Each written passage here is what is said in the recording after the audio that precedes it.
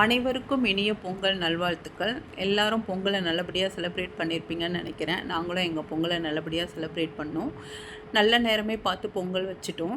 சின்ன வயசுலலாம் பார்த்தீங்கன்னா பொங்கல், தீபாவளி ஆனால் நல்லா குளிச்சுட்டு புது ட்ரெஸ் போட்டுட்டு டிவி முன்னாடி உக்காந்துருவோம். ஒரு ப்ரோக்ராம் கூட மிஸ் பண்ணாமல் எல்லா ப்ரோக்ராமும் பார்ப்போம். அம்மா எல்லாம் குக்கிங் ஒர்க்கை முடிச்சுட்டு சாமி கும்பிட கூப்பிடுவாங்க. போய் சாமி கும்பிட்டுட்டு சாப்பிட்டுட்டு திருப்பி உக்காந்துருவோம்.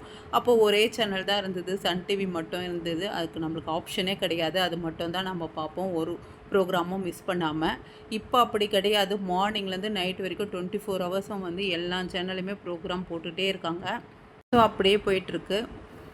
ஃபெஸ்டிவல் ஆனால் ஒர்க்கிங் உமன் ஊருக்கு போயிடுவாங்க, அவங்க பொங்கல் செலிப்ரேட் பண்ணுறதுக்கு. ஸோ அந்த வேலையும் சேர்த்து நமக்கு வந்துடுது. ரொம்ப டயர்டாகிடுது ஒர்க் பண்ணி முடிக்கிறதுக்குள்ளேயே. எப்படியோ எங்களோட பொங்கலை நாங்கள் நல்லபடியாக செலிப்ரேட் பண்ணோம். நீங்கள் உங்கள் பொங்கலை எப்படி செலிப்ரேட் பண்ணிங்கன்றதை என்னோடய சேனலை மறக்காமல் கமெண்ட் பண்ணுங்கள். இந்த வீடியோ உங்களுக்கு பிடிச்சிருந்தா என்னோடய சேனலை சப்ஸ்கிரைப் பண்ணுங்கள், லைக் பண்ணுங்கள், ஷேர் பண்ணுங்கள். Until then bye from Uma.